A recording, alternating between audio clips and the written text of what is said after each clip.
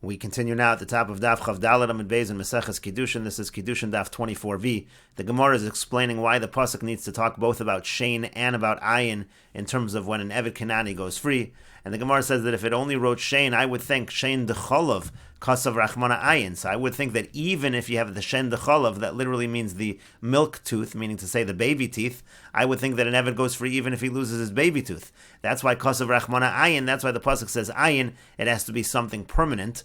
Rashi says Shen Decholov Shen Sheyonak Ba, meaning the tooth which he nursed with. The Asad Lachlif is going to get a new tooth. Kagon Be'eved Katan, meaning, for example, let's say the Eved's a minor. I might have thought he goes free even in that case. That's why we need Ayin.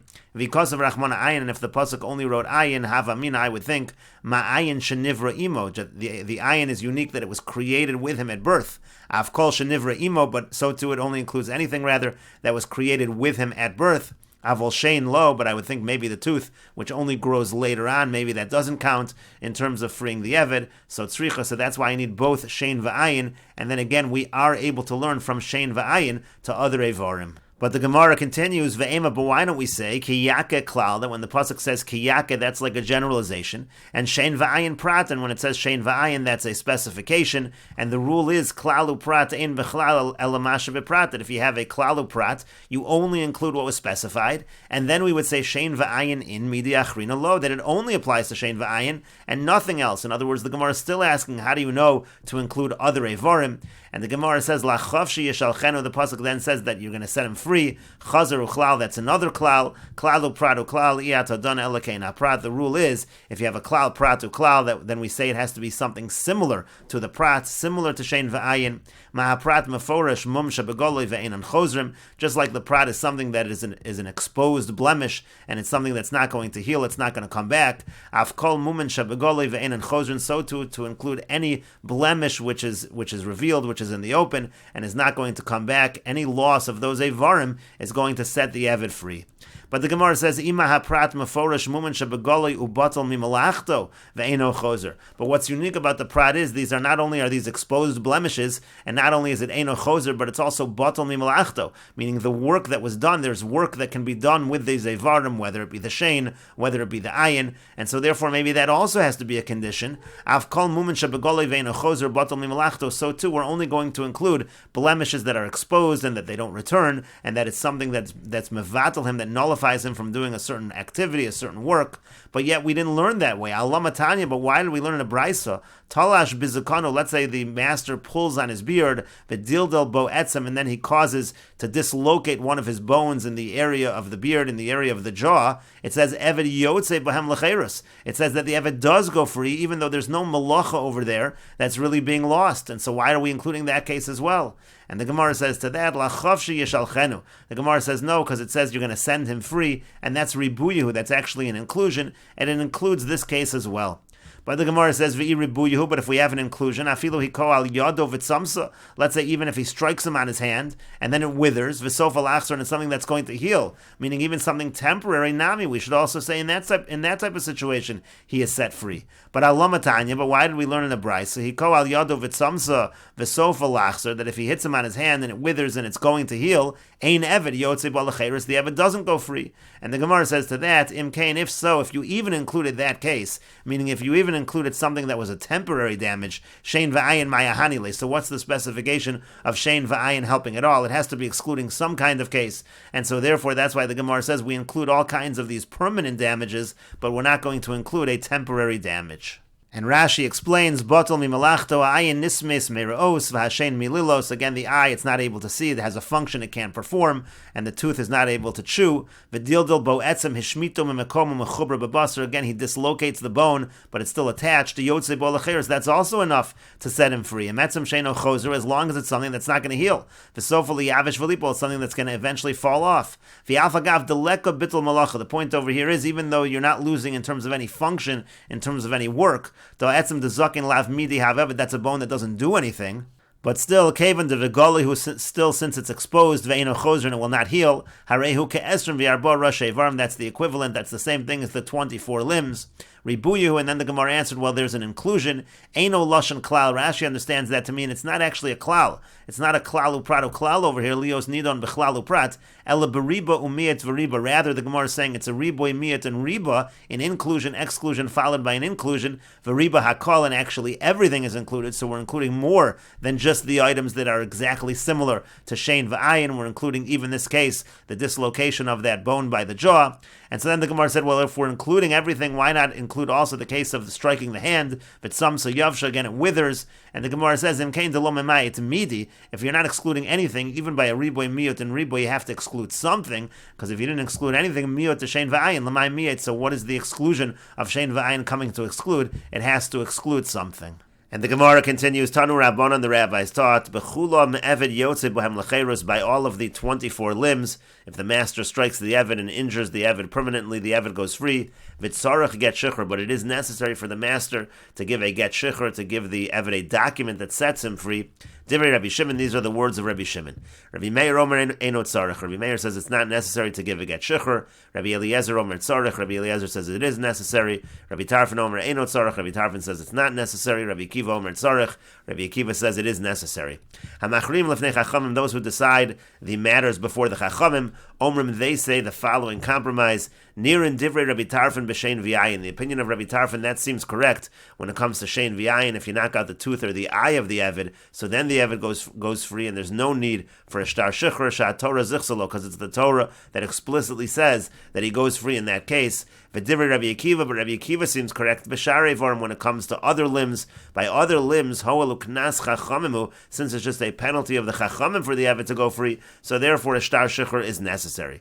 The Gemara says, Knas, what do you mean it's a penalty of the Chachamim? Kroi Kardarshinan, we darshan psukim earlier, meaning to say it's a doraisa. And the Gemara says, Ella, rather, what we mean to say is Hol Umedrish Chachamim, since it's a drash of the Chachamim, meaning it's not something that's explicit in the Torah, but it's something that's learned out from the Torah, so therefore it makes sense that in such a case, a get shikhr is needed. And the Gemara says, my time with Rabbi Shimon, what's the reason of Rabbi Shimon? Again, Rabbi Shimon says that a get shikhr is necessary. Yolef shiluach me'isha, he learns out of Gzer Shava. It says shiluach by the eved, and it says shiluach by the divorce of a wife. Ma'isha b'shtar, just like the wife receives a shtar. Af eved nami b'shtar, so too the eved has to receive a shtar. For Rabbi Meir responds to Rabbi Shimon, he kosav chafshi levasof kidukam. If the word chafshi was written at the end, then what you would say was, then what you're saying would actually be correct, and a shtar would be required. But hashda dechasav la chafshi yishalchenu. But now that it's written la chafshi first, to go free first, and then it says the word yishalchenu, havale chafshi meikara, so you see it goes free from the outset, meaning to say it's not necessary at all to get a shtar shichror. And Rashi explains, according to Rabbi Meir, chasav chafshi levasov kedukamen. If it said chafshi at the end, then what you said is correct. Delav chipusho ela b'shiluach, because then the freedom is coming with a shiluach, and again, shiluach as compared to divorce, that has to be with a document. But hashda dechsiv la chafshi yishalchenu. But now that it says la chafshi first, havale chafshi meikara, he's free from the outset. V'chiyasa yishalchenu, and what's the word yishalchenu for? L'shar rasha yivarim masa. That's for other limbs besides the shein v'ayin. So there it's yishalchenu. There a document is going to be needed. And the Gemara continues, Tanu Rabbanan, the rabbis taught, he ko al eino v'sima, if he strikes him on the eye and he makes him blind, al ozno v'chersha, if he strikes the eved on the ear and he makes him deaf, eved yotze b'hen l'cheres, the eved goes free. Neged eino, if he hits him opposite his eye, we'll see Rashi in a moment, ve'eino ro, and he can't see, kineged ozno, opposite his ear, ve'eino shomei, and he's not able to hear. In those cases, ein eved yotze b'hen l'cheres, in those cases, the eved does not go free.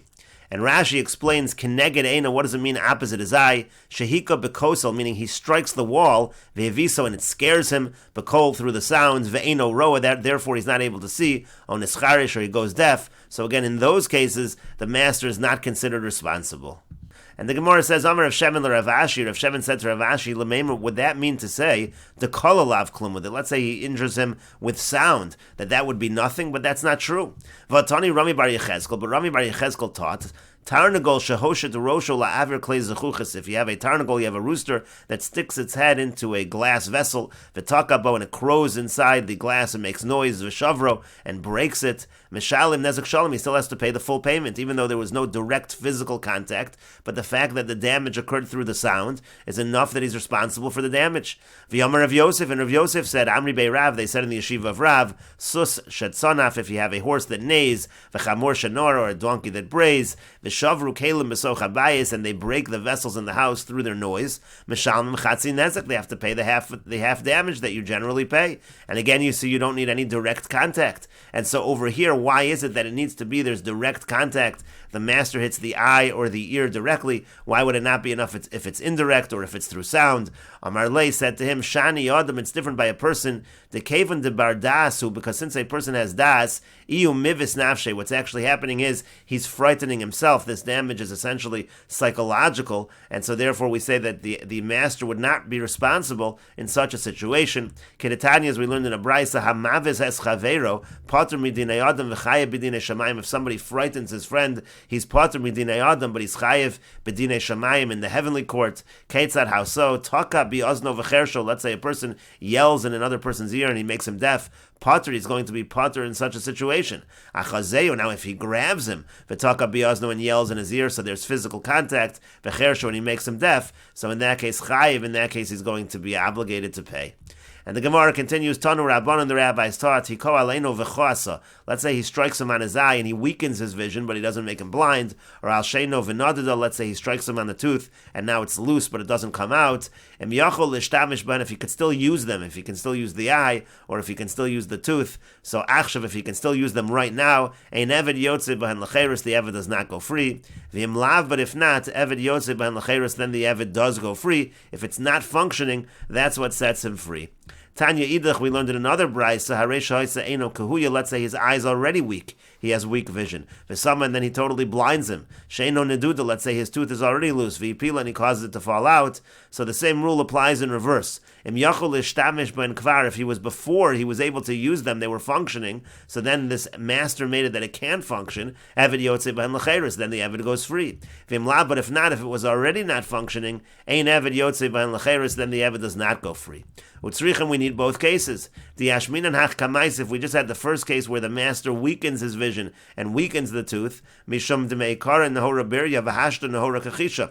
That's because over there, originally, he was totally healthy, he had good sight, and now he has weakened sight. Meaning to say that we can say in that case the Eved does go free because he's taken somebody who's able to see clearly and he's weakened his sight. Aval hacha, but over here in the second case, to make Kara Nami Nahora Kachisha, where the Eved started off, he had weak vision. And Meloso, I would say in that case, it's never going to be considered a situation where he's set free. V'yashmin and Han, if I only had this case, the second case, Mishum de Samuel Lagamri, I would say that in that case it's possible he goes free because he's completely blinded him. Aval Hasan, but over there in the first case, the Lo Samuel Lagamri, where he's not completely blind, Melo, I would say he never goes free. So tzricha, that's why it's necessary to teach both cases. And we'll take a look at Rashi over here, Chatzi Nezik. It said again that if the sound causes the vessels to break, so then he pays a half damage. Why half damage? Kedin Tzroros, that follows the halach of Tzroros by pebbles, if an animal kicks pebbles and then that causes damage. L'Rabbanon depligi oled de Sumchas b'Baba. This follows the Rabbanon who argue on Sumchas in Baba Kama. V'yamri eino meshalim ela Chatzi Nezik Tzroros. They say that when it comes to Tzroros, the payment is Chatzi Nezik. And the Gemara continues, Tanu Rabbanon, the rabbis taught, Haresha Yerabo Rofe, if his master was a doctor, V'yomar lo licho lo eno, and the Eved says to the master to paint his eye, V'sim, and he blinds him, Lachter lo shino, let's say the Eved has a toothache, he tells the master to drill his tooth, V'yipil, and it falls out, Sichek ba'adon, the Eved can laugh at the master, V'yotzel l'cheres, and he goes free. Rabbi Shimon ben Gamliel, Rav Shimon ben Gamliel says, V'shichasa, the pasuk says V'shichasa, that he has to destroy it, Ad sheyiskavin l'shachasa, means he has to have intention to destroy. If his intention is to heal, if the master's intention is to heal, so then that does not set the Eved free. And the Gemara continues, V'Rabbanan have v'shichasa ma'avdile. What did the Rabbanan do with the word v'shichasa? Mibaylu l'chidetanya. They use it for the following brisa. Rabbi Lazar Omer, Rabbi Lazar says, Harei shehoshet yadu l'mei shivchaso. If the master sticks his hand into the womb of his shivcha, v'simei uber shebimeyah, and then he blinds the fetus that's inside the womb, pater is pater in that case, meaning to say that Eved, who's a baby, that fetus, will not be set free. My time, what's the reason? Damar Kra, because the pasuk says v'shichasa. Again, the same word. The pasuk says v'shichasa. At sheyichav Mekavin l'shachas, so there has to be intention to destroy, and there's no intention to this in this case, and so therefore the Eved does not go free. V'idach, now the other opinion, meaning Rav Shimon ben Gamliel, where does he learn this halacha out in terms of the fetus? Mi v'shiches v'shichasa, he learns it out also, again from v'shichasa, because it could have said v'shiches, and instead it says v'shichasa, so essentially, according to Rav Shimon ben Gamliel, you can learn two things out from v'shichasa. Mi v'shiches, shichasa nafka, again, it could have said v'shiches, and it said shichasa, that's what he learns it out from. V'idach, and the Rabbanon, what do they respond to that? Shiches, shichasa, lo darish, they don't darish in the fact that it could have said shiches, and instead it said shichasa, they're only going to learn out one halacha from v'shichasa, and so they learn out the halacha in terms of the fetus. And again, Rav Shimon ben Gamliel learns out both halachas. He learns out the halacha in terms of the fetus, and he also learns out the halacha in terms of the case of the doctor. And the Gemara continues, Amar Rav Sheshes says, let's say his eye was already blind, but then the master takes out the eye, removes the eye. Eved yotze b'an l'cheres, then the Eved goes free. My time, what's the reason? Mechusar everhu, it's because he's missing a limb. And the Gemara says, Vitana tuna, we have a brisa that supports this as well. Tamus v'zachros b'behema, the concept that an animal can't be blemished as a carbon, or that has to be male, let's say the Torah specifies a male, that all applies to animals. But when it comes to birds, there's no halachas that it can't have a blemish, and there's no halachas that it specifically has to be male. Yachol yavsha gapa, but I might think, let's say its entire wing is dried up, or nikta ragla, its leg is cut off, nechtata einor, it has no eye, I might think I can bring that as a carbon. Talmud lomar min ha'of, it says that you bring from the bird, v'lo kolof, not all birds, there are some birds, some kinds of blemishes will disqualify. If a limb is entirely missing, that's a different story, and we can understand by Eved as well, even though the Eved was already blind, but for the limb to be entirely missing now, if the master knocks out the limb entirely, so then that will set the Eved free. And the Gemara continues, Amar Rav Chia bar Ashi Amar Rav. Rav Chia bar Ashi says that Rav says, Haisalo if he had, and we will continue with this discussion in the next video on Daf Chav Hey Amar Aleph.